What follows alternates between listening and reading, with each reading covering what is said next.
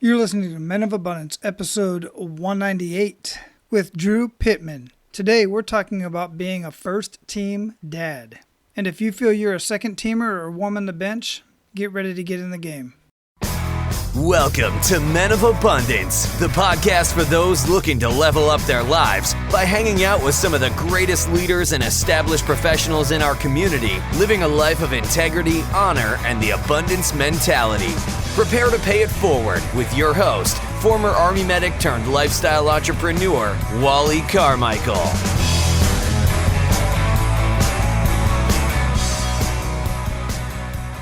What's up, Men of Abundance? I am Wally Carmichael, your founder and host of the Men of Abundance podcast, the Pay It Forward community. What an exciting and amazing day and time that we are in. I cannot believe we are 2 episodes away from hitting 200 episodes. And man, I'm going to do tomorrow the Pay It Forward Aloha Friday, which I have not done in a while. And our 200th episode is going to be a blast. I am so stoked and so excited to introduce you to yet another amazing featured guest. And it just so happens that this one's super exciting for me because, well, I'm not going to give it away. Just know I was super stoked about this conversation because this is a man who has been on my list basically since I first decided to start the Men of Abundance podcast. He's somebody I've wanted to have a conversation with. I was introduced to him by another guest who you've already heard, and I'm just completely stoked. I'm not going to give it away. You will have to wait until episode 200 launches next Tuesday. So make sure you're subscribed so you don't miss that episode or any other episodes. And others are not going to want to miss that episode either. I'm telling you, not only is it somebody I've wanted to talk to for quite some time, this gentleman is going to blow your mind with his wisdom, his leadership, his way of life, and just who he is. Simply amazing. So, of course, make sure you're abundant in your life today by paying it forward and sharing Men of Abundance with everyone around you. And guys, today our featured guest is a first for me as well. I have never had a conversation like this with somebody who is a sports manager, more specifically an NFL manager. And guys, Drew Pittman is not your average NFL manager. Drew Pittman has always called Texas home. He was born in Lubbock and grew up in the Dallas suburb of Richardson. Drew went to SMU to play soccer for the Mustangs. He worked in the banking industry and later, upon graduation from SMU, he went into commercial real estate, and at age 29, he felt the need to change paths and pursue his desire to assist NFL players in the pursuit of their dreams. And in his role as an NFL manager, he's doing much more than helping them fulfill their dreams. He is helping players develop into great men, and to him, that is the most rewarding facet of his work, not going to the game, going on the field, or even sitting in the owner's box. Drew is the author of the book titled First Team Dad, Your Playbook for a Winning Family. And Drew took the lessons he learned from his involvement in sports, and in particular in his dealings with the NFL, and applying those lessons to leading a family. And Drew will be the first to admit he outkicked his coverage when he married the former Lane Taft, daughter of legendary Hall of Fame football coach Grant Taft, in 1994. The couple have 2 sons, Jake and Eli, and reside in North Austin in the Texas Hill Country. Men of Abundance, it is my honor to introduce you to Drew Pittman. Drew, welcome to Men of Abundance, brother. How you doing? Hey, Wally, I'm doing great, and I really appreciate you having me on, and I appreciate what you do for men out there. Hey, listen, and I greatly appreciate that, and I want to give a shout out to Brandon Hanley for introducing us. Yet another amazing connection that has brought 2 men together to share a message that is going to resonate and hopefully, help out some families out there. Awesome. Yeah, I appreciate it too. Yeah. So where are you at in the world? I live just north of Austin, Texas, in a small town called Salado in central Texas and the Hill Country, and been here about 12 years. I've been all over the world. I've been around the United States quite a bit, but the Hill Country in Texas is some of the most beautiful countryside, just a beautiful area within the United States. I absolutely love it there. I spent quite a bit of time out there. It's great. When my wife and I decided to move from the Dallas area and get into a smaller community, we looked all around and picked Salado, live in a neighborhood where everybody has about 5 acres, and built my house with my office. I've got a balcony out of my office, and a lot of the days I sit out on my balcony on the phone, taking care of my business and watching the deer run around and the wild turkeys and the rabbits, and it's pretty awesome. Yeah, absolutely. Yeah, I dig that out there. A lot of open space too. That's something Yes, that I do miss yes. out here on this island of Oahu. Is there's some open space, but not a whole lot. Yeah. So before we get too much into our conversation, I like to start out with an attitude of gratitude, man. What do you have to be grateful for today, other than being out there in the beautiful hill country? Well, I think the big picture is I'm grateful for life. It's an opportunity to go out and affect other people's lives for the better, and I'm thankful for my family. I've got an awesome wife, Lane Taft Pittman, and two amazing boys, Jake and Eli, and I'm really thankful for that. I'm thankful for my extended family, and it's probably the thing that I'm most thankful for. Wonderful. As we get into this conversation, before we do, we kind of like to get to know the man behind the abundance. So I want you to do this for me. How would you describe yourself? It's an interesting question because I don't really love talking about myself, but I would say I am a type A people person. I love getting to know new people. It's one of the cool things about my job. Being a NFL agent, I get to meet a whole lot of people. I don't sign all the players that I meet, but I always make a lot of great friends. And it's funny how the world works. And I may not sign a guy, but then down the road, he ends up working for a team, and we have a great relationship still. And so I'm a type A people person. I love that. I absolutely love that. And I don't know that I'm completely type A, but I do love meeting people. It's just, I love talking to people. I love finding out where they're from. Part of the reason why I do this show, see where they're from, what they do for a living, how they contribute to humanity. And it's just I just meet so many amazing people. But how does somebody get into being an NFL agent? That is intriguing to me. Well, my joke is that I got hit on the head and lost my mind. But 26 years ago, I had been working for a company and had actually knew I was doing it, but had worked myself out of a job. And previously, I went to SMU and played on the soccer team at SMU, and I was there during the Pony Express days with Eric Dickerson and Craig James and Lance McElhaney and Michael Carter and all those guys. And so I got to be good friends with a lot of them. Our locker room was right next to theirs, and I saw them come out and go into the NFL, and it just seemed like they were a commodity to these firms that were supposed to be managing their careers and helping them along the way.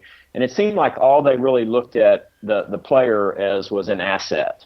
And I felt like, there's got to be a place in this industry for somebody who's going to care about the person and take a more personal approach. I didn't set out to take over the world and become the biggest agent in the world. I just wanted to have a positive effect on the young men who God put in my life. And it's been awesome. 26 years now I've been doing it. The industry's changed a lot. I had opportunities to maybe get into other sports, and I decided to stick with football. I do represent some coaches, and I've helped out some front office people in NFL organizations and helped them kind of get to where they are, but not officially represented them. And so it's been cool, but I think getting into it, I really feel like you have to be called to be in this business, because if you're not going to last. And I've seen a lot of people come and go over the 26 years. Man, I can imagine. That's a long time to be in that industry, and you must really keep it really on a level keel.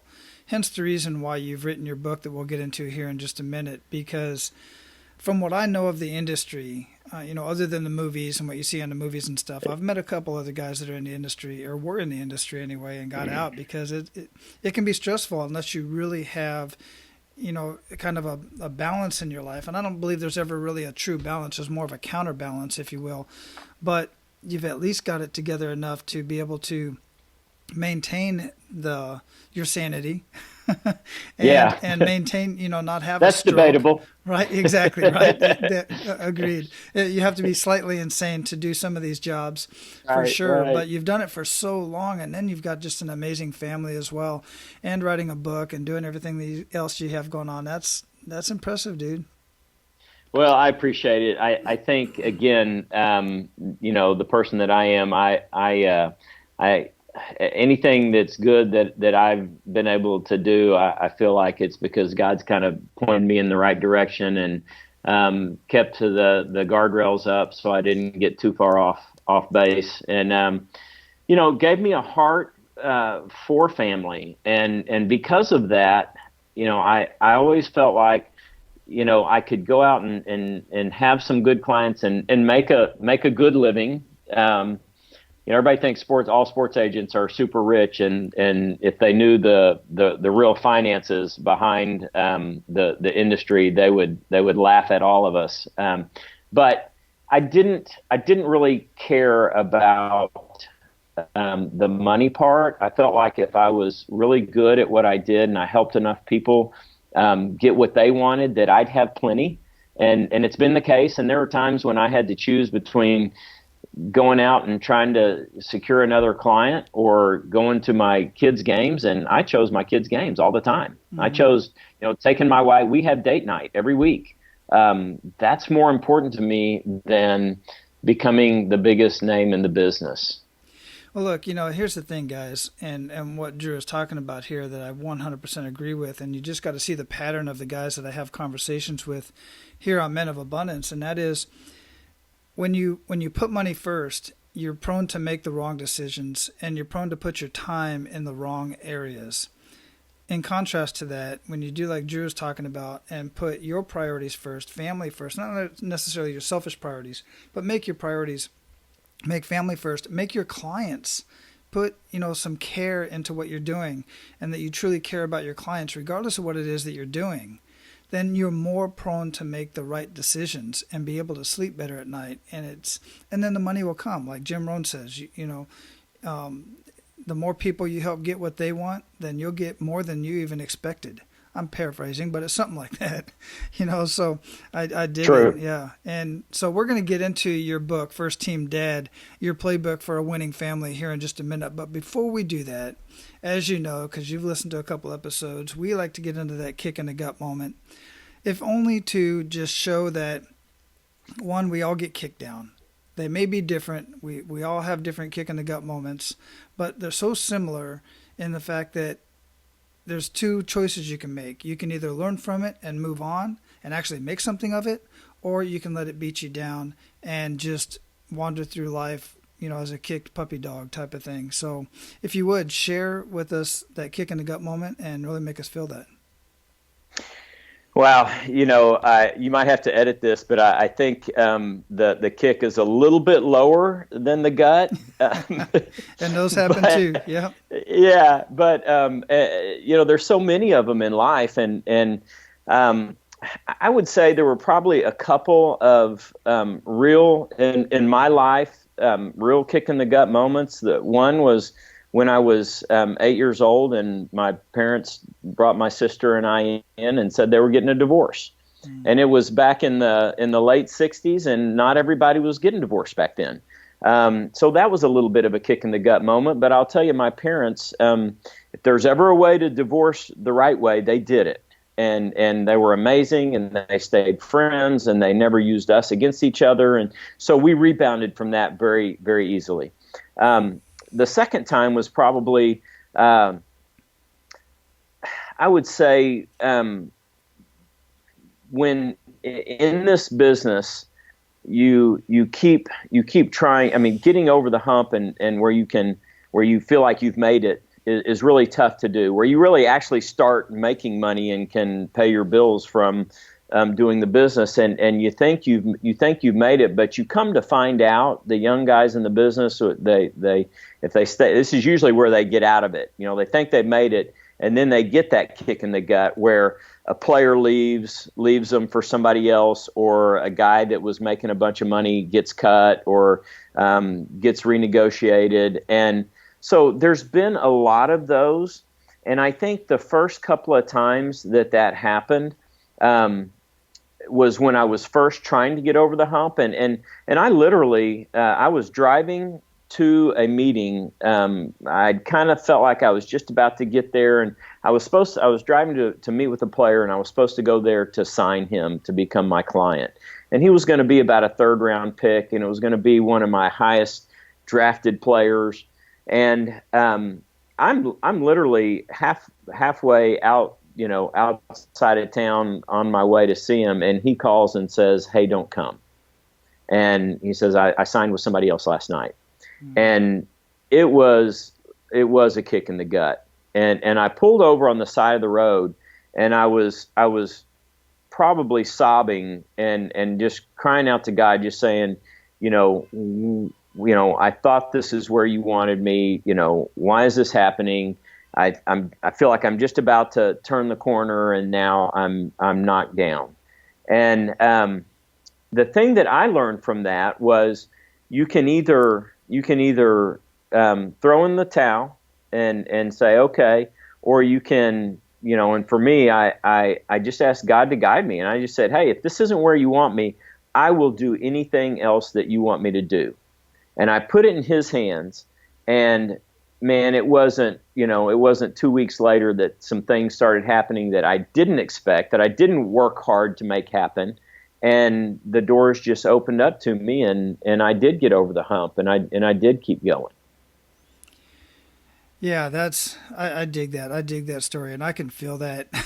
I can feel that so much, that kick in the gut moment when that potential client just turns away and goes another route. And it's hard to turn around from that. It's hard to not blame and say, instead of saying, God, what do you have for me? And otherwise saying, why are you doing this to me? Why, just blaming, quite frankly. And sure, nothing happens to us. It all happens for us. It's hard to believe that in the moment. It truly is. I get that because I've been there too many times. I've lost both my parents, one tragically, one to cancer. I've lost friends. I've lost friends to suicide. I've lost friends. I've been through so much adversity in my life, and I could literally be down and just, give up on life. But hey, I had that time with those people, and, all the adversities that happened in my life, we just got to look at a good, look at the other side of it. So it's hard. I get it. And that's such a great thing to share with guys, because everybody goes through it, and we all go through it numerous times. And when we think, we've been kicked in the gut as many times as a human can possibly take, here comes another one. And so, I always say it's not what happens to you, it's how you react to what happens to you. Mm-hmm. And if we'll look for the lessons, then we can grow so much more from the kick in the gut than we can from a success, because there's just so many more lessons to be learned. And this feeds right perfectly into what we were talking about before we started recording here, and that is the importance of these men's groups. And Brandon has his group for fathers, and there's other groups out there for fathers, and there's groups out there for men, and I have the Men of Abundance community on Facebook. And we were talking about the importance of these groups and how really society has conditioned us to isolate us. And I love what you were saying about that before we got started here. Yeah, I really feel like the world, the scheme of the world is to isolate men, because it's easy to do. We're, most of us are brought up that, to be a man, you got to be tough. And that means you don't cry, and you put your face in the cold north wind, and you press on, and you pull yourself up by your bootstraps, and all those cliches. But the fact of the matter is, we need dudes to do life with. And if you don't have your dudes to do life with, you're gonna get off on your own, and things are gonna happen, and you're not gonna know how to deal with it. And then, I mean, we can get disoriented very easily if you don't have that guy that goes, hey man, snap out of it. A great story in my life is when I moved down here to Salado. My wife had recently been diagnosed with rheumatoid arthritis, and if you don't know what it is, it's a debilitating autoimmune disease. She would struggle to even get up out of bed, and we're building a house, we're moving, and I really was starting to feel just sorry for myself. And so I called my best friend who lived up in Dallas, and I said, dude, come down here and just hang out with me for a weekend. We can sit out on the porch and cook steaks on the grill and hang out. And he came down, and, I started sharing with him, how all the stuff that was going on and how it was affecting my business because I couldn't work. I had young kids at the time, and one in school and one that wasn't in school, and how could I go work? And we were building a house. I was whining, and I wanted him to go, oh man, it's okay. I'm here with you. And he goes, look, I don't know what you're whining about. Everybody's got stuff. He said, you gotta, suck it up and do what you can do. And, trust that God's got an answer for you. And, I'm here, if you need to talk, you need to vent, call me. But I wanted somebody to just, jump in the pit and wallow with me, and he snapped me out of it. Yeah. Yeah, absolutely. And that's one of the reasons why I get in these groups. I just joined another mastermind. In fact, because you kind of grow out of certain masterminds, if you will. You don't grow out of your friends, and you don't grow out of some of these, those guys in your life that are doing that. But I try to get into these different masterminds and kind of see how, they're working with other guys. And I'm just amazed at how many guys really are getting it, and they're coming together in story after story, time after time. There's a guy who's, was 400 something pounds and lost 180 pounds as a result of being in one of these groups. Or wow, that's awesome. Find it. Yeah, amazing, right? And it's not a weight loss group. It's not a weight loss group. And you got these guys that are like, they couldn't find a job, or they couldn't find a fulfilling job that they really felt like they could take their soul to work with. Yep. And they just get into these groups, and guys start talking to them, and they're like, dude, you don't realize the skills you have. You're underselling yourself. That's why you can't get a fulfilling job. You're trying to get these jobs that you think you qualify for. You need to start walking into some doorways and saying, hey, look, here's my skills. Here's what I got to offer you.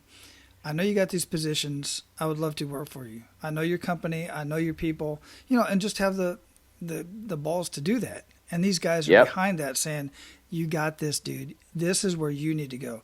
I mean, better jobs, better in their business, better in their relationships with their spouses. Unbelievable. Yeah.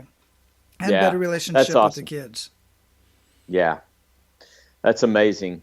But we got to have that community. Mm-hmm. And, it's not weakness to reach out to somebody and go, hey, I need help. I'll call somebody and go, hey man, you need to slap me around a little bit, mm-hmm. Because I'm going down this trail that I know is not the right trail. Pull me back. Yeah. And that's what we can do for each other. Yeah, I've seen guys going down the wrong path, hanging around with some, I've been in deployment situations where guys are hanging out with certain female soldier, and I'm like, I'll pull them aside and say, look, dude, what are you doing? And they're like, what do you mean? We're just like, I'm helping her study for the board or something like that. I'm like, no, you're not. I'm your wife. Explain to me why you're with this individual, at midnight. Yeah. Explain to me. I'm your wife. You don't have an explanation. Right. Knock it out. Knock it off type of stuff. So yeah, absolutely. We definitely need that. And here's the thing, guys, we've been bamboozled. I grew up watching John Wayne. I grew up watching all these old Westerns and, all these heroes that we see on TV. And where are guys like that in your community? They don't exist. And if they do, they're lonely bastards. They're just not likable men. I'll bring it up. My stepdad was that John Wayne figure. and a lot. He really had a kind heart. When it all came down to it, he had a kind heart, but his demeanor towards people was standoffish, and people didn't like him for it. People didn't get close to him for it. And my mom saw that in him, and I eventually saw that in him as well. He was my stepdad, and my parents divorced, and it was hard for me as well. And went and married this guy, and it was the best thing my mom could have ever done. I'll just say that for the record, but for her personally. But that's how he was, and it's not the way you want to be. Your kids end up not caring for you, not liking you as much as they should, and it's all in the movies. Be a real man, get connected with other guys, and have a better relationship with your spouse and your families. Don't be so standoffish. Don't try to be that hero you see on TV, because that's not real. Yeah. Being a dad, being a husband, being a friend, it's not a scene from a movie. It's totally different. Absolutely. It's not exactly.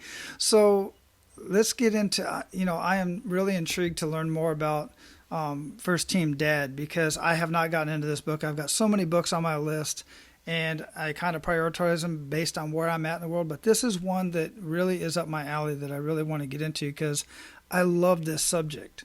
How did that come about, and what can we get out of First Team Dad? Well, I'll give you the short story about how it came about. I was coming down from my office at the landing on the stairs. I looked into the kitchen, and we have an open kitchen into the living room, and we have a countertop, and my boys were sitting at the counter, and they were eating already, and my wife was in there cooking, and they were laughing and joking. And I literally had to sit down, and I was like, when I decided to get married and have kids, I was like, I'm not going to be a good husband. I'm not going to be a good dad. I'm going to be great. I'm going to do things that other guys don't do. And I looked at them at that moment, and my boys were 10 and 12, and I was like, my oldest is going to be out of the house in 6 years. And in 3 years, he's going to listen to about half of what he's listening to right now. And I was like, if I'm going to do this, I got to start now. And so in my quiet times in the morning, I just would ask the Lord to show me, things that I could do to be great. And I was like, I'll do anything. You just got to show me. And I really feel like most guys are like this. They're like, they want to be great husbands. They want to be great dads. We just don't know how. We don't know the things to do to be great. We know we got to love them. We know we got to provide for them. We know we got to protect them. The simple things, but that's being good. And so I started a list of just things that I felt like were things I could try and use and to be better. And most of them were things that I learned from sports, principles that we learn in football or in basketball or whatever sport you play. And so I started implementing some of those things, and I started noticing a change. And it was really cool. And so again, it's like I told you before we started recording, I didn't set out to write a book. But I looked at that list, and there were 31 items on that list. And I was like, wow, that's almost like, one a day for a month. Mm-hmm. And so I just started kind of journaling on what I was doing, how I was using the principles, and then, kind of what was happening. And then I was like, man, I'm going to take each one of these as a chapter, and I'm going to write, and it may just be for me. But I said, if this is what if this is supposed to be a book, then, you got to open some doors.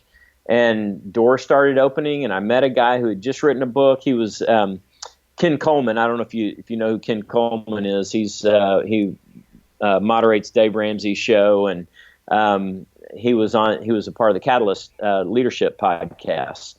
And I went to Atlanta, and I met Ken, and he had just written a book. And he goes, man, you got to meet Jonathan Merritt. He's the guy that helped me. And so I talked to Jonathan. He goes, send me what you got. And I sent it to him, and I expect him to call me back and say, don't quit your day job. But he called me back and said, hey, you know what? I think there's something here. And so we got together, and before I knew it, he got me an agent, and then the agent got me a publishing deal. And I was fortunately, Tony Dungy is one of my good friends, and Coach Dungy agreed to write the foreword for me, and it ended up being a book. But it was a cool process because I was learning as I went. So, what is the premise of the book? What are guys going to get out of it? And is it just for guys? I've had a lot of women read it and contact me and say, "Man, I know you wrote this for dads and husbands, but this was hugely helpful for me." And so, what some of the women have said is that, it's helped them understand where they went wrong in their first marriage and help them be able to identify who their mate should be, what they should look like. And it's one of the things that, I've tried to teach my boys is, you have to know what you're looking for if you're going to get what you want. And nowhere is it more evident than picking a mate. And so I've tried to help them identify those things. But I think what guys will get from this, and I'll all you guys out there listening, I'll tell you this. So, most guys are like, I don't have time to read, and we don't, even though we know it's important. So I wrote this book for guys like me because I don't have time to read either. But every chapter is about 3 to 5 pages. It starts off with a story about the principle that something, behind the scenes in either the NFL or college football, the agent world, that something that's personal to me, something that happened to me. And I tell that story, it relates to the principle, and then I talk about how that principle relates to you and being a leader in your family. And then, I've got a lot of books that I've read where I get through with them and I go, wow, that's really great stuff, but I have no idea how to make that real in my life. Right. And so at the end of each chapter, I put what I call the game plan. And it's 3 to 5 bullet points on here's how you make this happen in your home. And so each chapter you can read in 5 to 10 minutes. And then you have a way to take it and go, okay, you could take the book and you could take, 30 months to read it and take one principle and then look at the game plan and then start implementing it in your home. And I've had guys that said, look, I only implemented like 3 to 5 of these principles, but it has changed my family's life. I've had wives contact me and say, my husband read your book and he is a new man. Mm-hmm. And that's the thing to me. I don't care if it's, like I told you before, I don't care if 100 guys read it, and if it changes 100 homes. And that's really what I wrote it for, was to change my home, and then felt like, it should be shared. And if it changes, a half a dozen guys' homes, then it's been worth it. Wonderful. Yeah, I dig it. And I love the structure that you're describing because anytime I'm reading a book like that, like, I love the Robert Kiyosaki series and all that kind of stuff, but it always talked about why you got to do this and why you should do that. But the actual original book, and he got into it much later, but it didn't really say, okay, I know why I need the 4 quadrants, but how? What do I do next? What are the steps type of thing, And I love the action steps, and the game plan is right in line with the whole theme of the book. It's amazing. I'm really looking forward to getting into that myself. Well, I look forward to hearing how it has affected you. Absolutely. Is it out on audio yet? It is. Awesome. It is, and it's on Amazon. It's on Barnes and Noble. I think several. I mean, you can Google it. And yeah, perfect. Because what I do a lot of the times is I'll get a book on audio first and I'll listen to it. And in a book just like yours, like you're describing, if it's got those action steps in it and whatnot, I don't feel like writing them down. I'll buy the hard copy, usually the hard copy, sometimes the digital, but I'm more a hard copy type of book, and I'll use it for notes, and I'll keep it as a journal type of thing, write my own notes in it, and then tab it and highlight it and all that good stuff. So, and you can do that with digital too. It's just something about the hard book that I really love. Yeah. Well, it's paperback, and so it's and that's the other thing is I wanted it to be affordable, and I wanted it to be something that every guy, you don't even have to be a sports guy to to get into it, because the principles are things that really anybody will look at and go, hey, this makes sense. Yeah, I get it. Yeah, and I'm not a sports guy. I'm not the type of guy that sits down and watch games all year long. I like the Super Bowl, the World Series. I love the Olympics, the World Cup. I dig all that, but I just can't sit and watch sports all day and get to know all these guys. Like, it's actually your job to get to know these guys. I know guys out here that know all the guys' injuries and all their mistresses and, how many times they've been arrested or I'm like, I don't need to know all that stuff, man. I got other things going on in my life. But, hey, more power to you guys. But I do dig sports, and I love the strategy of the whole bit, and I get how it completely relates to family life, and I love how you've done that. I appreciate it. Absolutely. So we're at the point of the show where we're going to pay it forward. You ready to do that, man? Absolutely. Excellent. So share 1 to 3 actionable steps. One of the things I love to do, sharing actionable steps. Share 1 to 3 actionable steps with men of abundance that they can take today. I think for me, I'm like I said, I'm type A, and I'm very organized. I always have a plan. My wife's like, whenever we're getting ready to go do something, she goes, "What's your plan?" I know you got one. But I think one of the best things that we can do as men to not be distracted and to not be bouncing around out there is to try and create some discipline in our lives to, like I told you before, I'm a Christian, whatever, wherever you find your, spirituality is, up to you. But I start off with time in the Bible and in prayer. And I pray for my family, and I pray for my friends, and I pray for our country. It's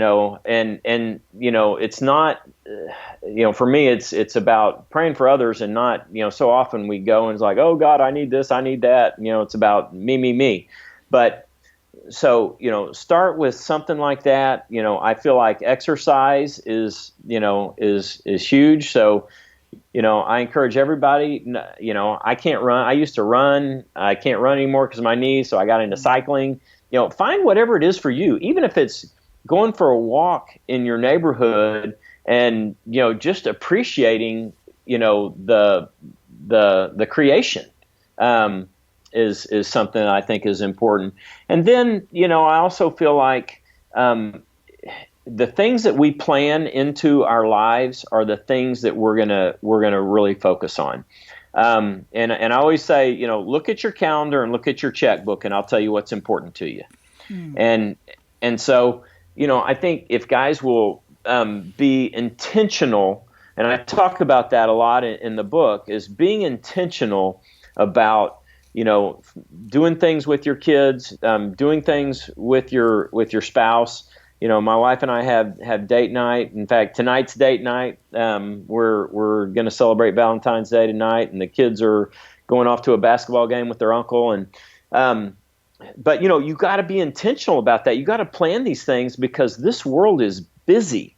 I always say that if the enemy can't get you to do bad stuff, he's going to keep you busy so you won't do what you should be doing. And you get off track.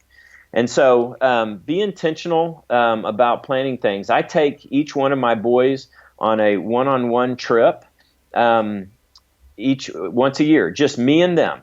And then, I take my wife out of town a couple of times, just me and her. You don't have to, we'll go down to Austin, which is 30 minutes away, and get a hotel and go to a nice dinner and just hang out with each other. And so, those are things where I think those are actionable steps that you can take. Yeah, absolutely. I absolutely love all of those actionable steps. One of the things I do want to highlight, because I've talked about some of those, but just what's going on today. You started out with talking about, I think you said something about being focused and before you're talking about being really intentional. And what I see going on today, I see a lot of guys trying to do so many different things and I'm talking specifically about making an income, and they're bouncing from one thing to another. And I follow this guy that I've known for years. He's extremely wealthy, very wealthy, but he's got a couple brick and mortar businesses, and he's always doing something. He started out, I first met him with this multi-level marketing, but he was doing LinkedIn marketing and stuff like this, and showing you how to build your business. Next thing, he jumps over to another business, and people follow him. And then now he jumped over like 5 or 6 things over the last couple of years. Now his big thing is he's telling everybody to jump on cryptocurrency, which is great. But the thing is all these people are following him. He's very, very wealthy, and he's got the time and the resources to jump around like that. But he's got these people following him, and they're diluting themselves completely, and they're literally frustrated and getting nowhere. And I see it in the comments of his Facebook feeds when he's doing his live videos. And they're so frustrated, but they follow him blindly. And he's a great guy. He's a Christian. He's got an amazing family. He's not realizing where he's at in the world, and he's leading all these other people that are following him and trust him. And rightfully so, but they need to stick to one plan, and he needs to point that out. Stick to one of these things until you seek success. Focus is follow one course until success, because they're diluting themselves and they're just getting nowhere, and it's so frustrating to watch these people in that situation. Totally agree. And it's easy to do in this world because there's so many things out there. Mm-hmm. Yeah, you just got to find your one thing. Yeah, and one of the things I'll say to that end is I always I think I stole this from Ken Coleman, but I say that your sweet spot is the intersection of your passion and your giftings. And so there's things outside of our sweet spot, but try and find your sweet spot, where things that you're passionate about, but also things that you're gifted in. Mm-hmm. I've got a really nice Taylor guitar sitting on a stand in my office, and I love music. I have no aptitude for it. I've tried to learn how to play that guitar for years, and I just am not very good. I joke that God's the only one that thinks I sing anything that sounds good at all, because I can't sing. But I've got all these friends in the music business. I've got all these friends, that can play instruments, and it's just not my thing. So it's a passion, but it's not a gifting. Yeah. And so just find that place where your passion intersects with your gifting, and that is your sweet spot. Very good. Amazing way to roll that all in and sum it up. So what daily habits make the biggest impact in your life, Drew? The things I just told you. I think people get addicted to different things. I'm addicted to exercise. If I don't do something, like if I miss one day, I'm okay. But if I miss 2 days, man, I'm grumpy. I don't feel good. I'm out of sorts. But the other thing is, I feel like if I don't get up and get in the Word and spend time with my Lord, then I also get off track. So those are really the two main things. And then the third one, like I said, is just making sure that I spend time with my family. And I've been blessed to be in a business where I can make my own hours, and I've coached both my boys in all their sports growing up, and still am able. They play only basketball now, and so I've been able to coach the varsity basketball team when they're not in the UIL stuff. And so it's just but I made that a priority, and I was always there, and they were like, "Oh my gosh, are you coaching again?" I was like, "Yep, I sure am." So those are the things that are daily. They can't be, for me, they can't be weekly, they can't be monthly, they can't be every now and then. They got to be daily habits. Got it. Yeah, absolutely. And then eventually those habits turn into who you are. And absolutely. You're doing them, don't even realize it. It's just habit, like you said. So We've already mentioned First Team Dad. You've already mentioned a couple times the Word, the Bible. What other books would you recommend that our abundant leaders read or listen to, and why? I think anything from Tony Dungy, but I really like his book on servant leadership. Really anything John Maxwell or Jim Rohn, like you said. I'm a kind of a leadership junkie, and it comes from being around coaches. A lot of coaches, and I love coaching coaches. But I think as a leader, so many people want to lead because they think that everybody serves them. But really, if you're a good leader, you're serving others. And you talked about the guy who's, kind of leading people all over the place. That's not real leadership. And I don't know who he is, and I'm not bagging on him. I'm just saying, we have to know who we're leading and what they need in order to lead them well. Agreed. I completely agree with that. And that's part of the reason why I brought it up. So what do you feel holds most people back from living a life of true abundance? I would say probably two things. I think one is belief in themselves, but I think that comes from, I always say you gotta know who you are, you gotta know where you're going in order to know how to get there, and knowing who you are is identity. And we look for our identity in so many things, and I deal with it a lot with NFL players because it's easy for their identity to be a football player. That's who they are. But I try and help them understand that that's not who they are. That's what they do. Mm-hmm. And there is a big difference between what you do and who you are.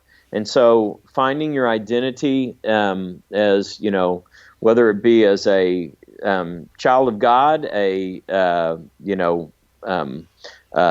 husband and a father, but having that core sense of who you are, and then believing in your abilities and taking the risk to go out. You talked about it earlier. You've got to take risk to go out and do it. When I decided that I was supposed to write a book, I told everybody I knew, "Hey, did I tell you I'm writing a book? Hey, I'm writing a book." Hey, every person. And the reason I did that was so that I would not chicken out, because then I would know everybody would be going, "What happened to your book?" And I didn't want to answer that question. And so take risk. And you know what? The other thing, and it's one of my chapters in the book, is it's okay to fail. Was it Einstein said he's never failed? He just figured out a million ways how not to do something. Mm-hmm. And so that's, don't be afraid to fail. Failing is okay, because if you learn from it, like we talked about earlier, then you've been successful in your failure. Yeah, I agree with that. It's funny. I literally just did. I'm going to post today. I didn't do my Pay It Forward Aloha Friday yesterday, or I didn't post it anyway, but I did a Facebook Live video in the Men of Abundance community about that very thing, about failure. And we won't get too much into it here, but I did want to bring it up since you said that. I was listening to another coach, and she defined failure and then completely explained the whole process around failure, but not really paying attention to the definition, which is the omission of expected or required action. So by that definition, and I haven't actually had this conversation with anybody other than what I had, put out on the Facebook, and I haven't gone back to look at the comments yet, but I'd like to hear your thoughts on this. The omission of expected or required action, which to me means you're only failing if you don't take action. It doesn't say the omission of expected or required results.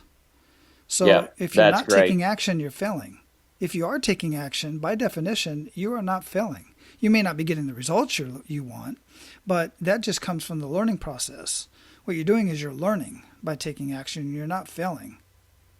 Yeah, that's great stuff. I love that. Because it is so true. And if if your desired result is X and you take action and you don't get the desired result, well, then that's one way that doesn't work. Right. And so then you go and you try the next way, and it leads you so many times in my life. Things that I've tried that didn't work led me to something that did work. And if I hadn't tried it, I would have never known what did work.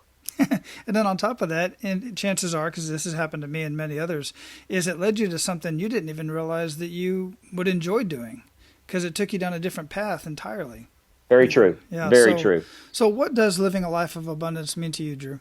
I think it's pursuing excellence in everything that I do, and not measuring the results, but measuring the behaviors that lead to results. And so, whether it be as a husband, as a dad, as a NFL agent, as a speaker, I've gone and spoken to big groups, and everybody comes up afterwards and goes, "Oh man, that was so great." And then I've gone and I don't get anybody saying, "Hey, that really meant a lot to me." And I go, "Oh, I probably didn't do so well then." But I'm not measuring the results. I'm measuring the behaviors that lead to results. And so, it's to me, that's what living an abundant life is trying to be the best you that you can be, not trying to be somebody else. Trying to figure out what you were created for, and we all have a purpose. I talk to so many guys that want to be NFL players, and they've worked their whole lives to be NFL players. And I'm like, God's got a plan for your life, and you have been, faithful to pursue what you thought it was, but you probably now need to look at, what it really might be. And I always talk about, I played soccer at SMU in college, and I, of course, like most other guys who go to college and play sports, they want to be a pro. And so I thought, man, I'm going to go play professional soccer. And I had a marginal college career, was just kind of a guy on the team, was never a star. And, I realized that the plan for me was something different.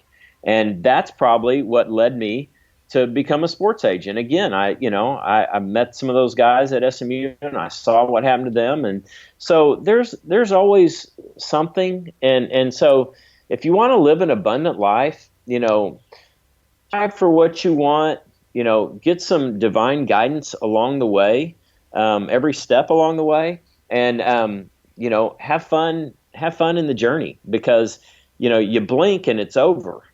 And, I think the worst thing that can happen to anybody is to be towards the end of their life and go, wow, I missed it. And I've just always said that's not going to be me. I might say, man, I really messed up in a lot of places, but it's not going to be that I was sitting on the sidelines. Yeah, get in the game. Absolutely, get in the game. Life is not a spectator sport. Nope. Awesome. So what did we not talk about today that you'd like to ensure that our abundant leaders get out of our conversation, Drew? We talked about quite a bit. You were very thorough. Yeah. I think we hit it all. I think the main things are, be in community. Don't allow yourself to get isolated.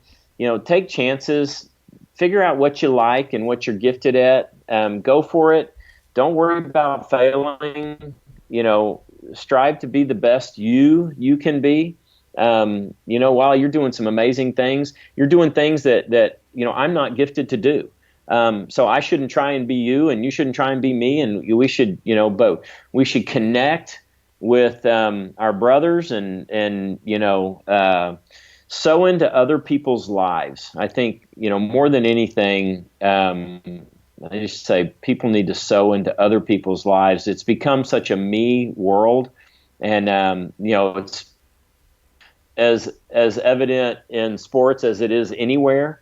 But the amazing opportunity that we have to sow our life into other people's lives is just something that gets lost on so many people. So sow into other people's lives, and I think you'll see just how abundant life can be when you do that. Yeah, absolutely. Absolutely wonderful.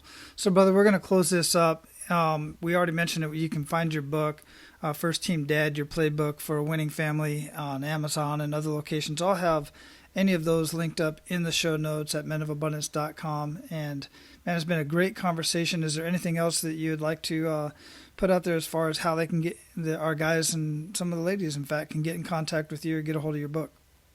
Yeah, I would say I would love for when social media has become the new thing, not necessarily new, but it's how we all communicate. And I'm on Instagram and I'm on Twitter at DP Football Agent, and I would say go follow me, and I'm going to turn around and follow you back. And that's, we can really start to get to know what everybody's about. I take so many things that I implement into my life from that. In fact, I was just watching a little clip from the Connecticut women's coach, Jean, I think it's pronounced Ariyama. Amazing coach, amazing, the best women's college basketball program. But he was talking about body language. And I sent that to, I don't know how many people, just going, you got to watch this. This is so important. And it's not just about sports. It's, when you go into work, guys are coming back going, oh, I never get the promotion, and I always get passed up, and life's not fair. And but you're walking in and your body language is terrible. So I get so much from all these tweets and posts that I see on other things. So go on there and follow me if you're on it. DP Football Agent, Twitter and Instagram is the same. Join my First Team Dad Facebook page, and let's share information because we're all going to be better from it. I'm not saying go get on there so you can hear what I have to say. I'm saying get on there so I can then turn around and follow you and hear what you have to say. Excellent. Absolutely love it. Yeah, and I already got on, requested to get into the Facebook group there, Facebook page. So, guys, I'll have all that linked up in the show notes, so you can just go there and check it out and get linked up with Drew. Drew, I greatly appreciate the conversation, man. It was amazing, as I knew it would be. Go out and live your life of abundance and keep paying it forward, brother. Aloha. Wally, you're a stud, man. I appreciate you, and it's been a blast. All right. Take care. All right, guys, there you have it. That's your game plan for a winning family, and much more. I think there was a lot of great lessons to learn from that conversation.